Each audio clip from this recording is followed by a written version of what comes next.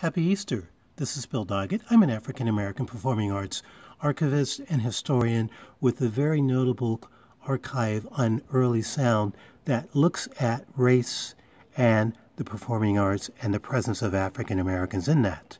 This is looking at ideas about Easter through the lens of the Black Church.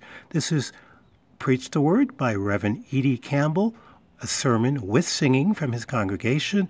It is done in 1927. It is extraordinary for its charismatic engagement and for a minister who is really essentially timeless. Let's take a listen.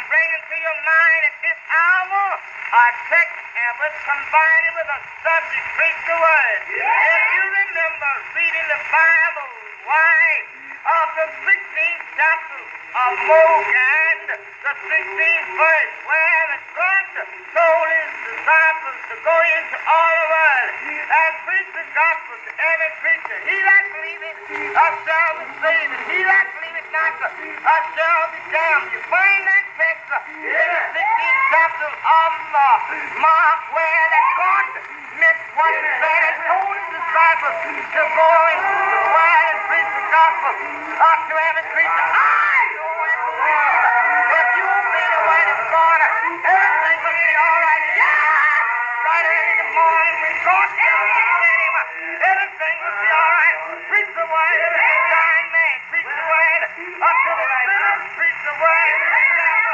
Preach the word. Every preacher, everybody believing unto his word shall be saved. Preach the word.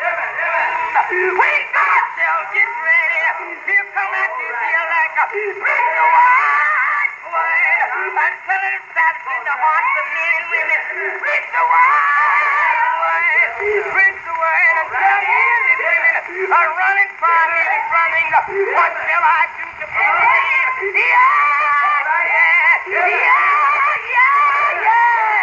If you preach the word, everything will be all right.